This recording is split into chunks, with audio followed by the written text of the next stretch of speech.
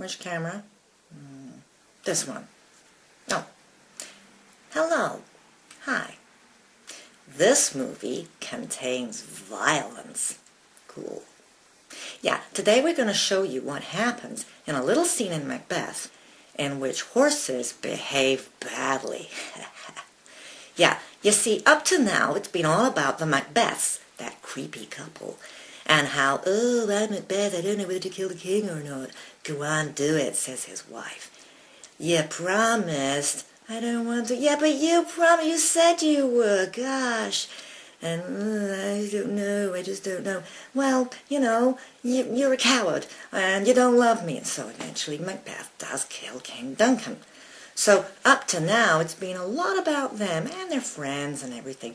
But this scene is important because it's about how the murder of Duncan has affected all of nature.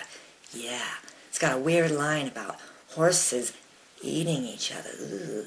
What's the line? Yeah, well, the old man says, "'Tis said they eat each other." Ugh.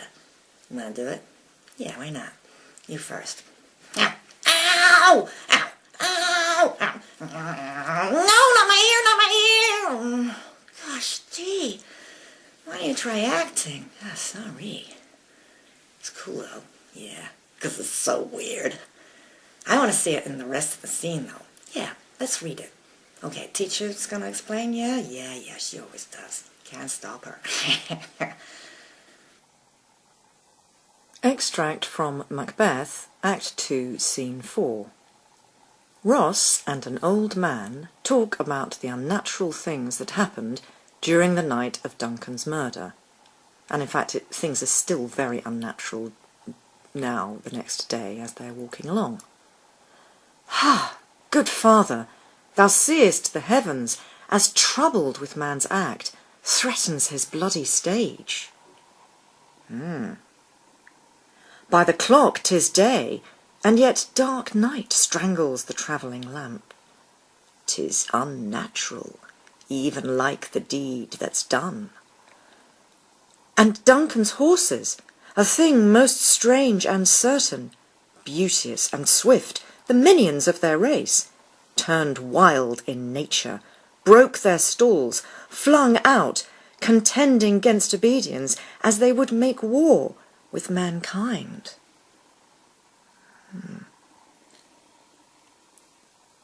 'Tis said they eat each other. They did so, to the amazement of mine eyes that looked upon't. Now, there are a lot of things in this scene that Shakespeare would not possibly be able to stage. He would not be able to show you horses eating each other. He would not be able to show you the heavens, the skies, as troubled with man's act. The sky is also God, of course, implied in that word, heavens. And he says, by the clock 'tis day, and yet dark night. Imagine this, you know, you've woken up, you've heard that the king has been murdered, and it's dark as night, even though the clock tells you that it's daytime. It would be terrifying. And the old man says, 'tis unnatural, even like the deed that's done. Murdering the king is an unnatural thing to do, a crime against the whole of nature, and that's why the horses break out, and they're also behaving unnaturally. Whoa. The minions of their race, yeah, the best horses. Well, they would be, because they're Duncan's horses. So before the night of the murder, they'd be all polite, nice to each other, like, "How are you? I'm fine, thank you. Nice weather we're having." And then during the murder of Duncan, they'd be, "Oh, I love doing that, it's so funny." Yeah, well, I'm not so keen. But, you know, it's like suddenly everything's terrible and horrible, and nature's all disturbed. Yeah. There's one thing that bothers me. What's that?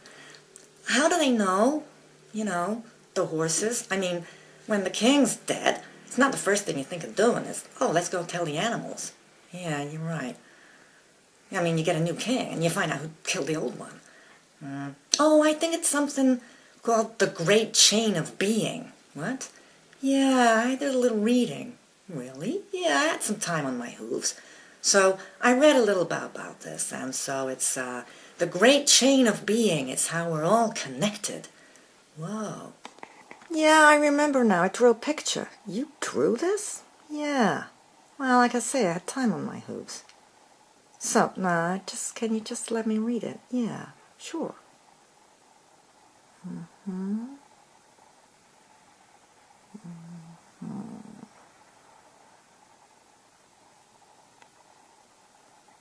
Okay, well, what do all these people do? Well, nobles, gentry, they're rich and powerful. Merchants sold stuff, sometimes made it. Yeomen, I think they worked on the land, that's it. Servants, poorest people. Okay, so the lower you go, the less power you have. Got it. And what's this? The natural order is a hierarchy. What does that mean? Well, it's a top-down system. And everybody had a place, and you stay in your place. Okay, but who decides all this? Well, God. The hand of God. I put him at the top there because he chooses the king. The king is his anointed representative on earth. He's like the top of the human chain of being.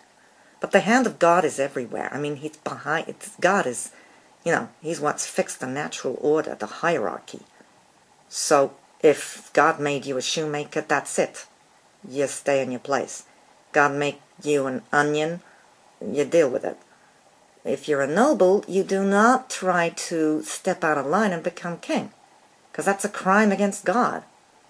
That's very serious, because the more people there are below you, the worse it's going to be if you do step out of your place. And if you do, as Macbeth does, it's felt all the way down the chain of being, the great chain of being. So the old man, who'd be somewhere here in the middle, he's seen these terrible things in the scene we've just read. And this is why the horses feel that something's wrong. Okay. Nice job. Thank you. Is there any more about it on the internet? Oh yeah, your Google or your internet will tell you great chain of being, and you find it.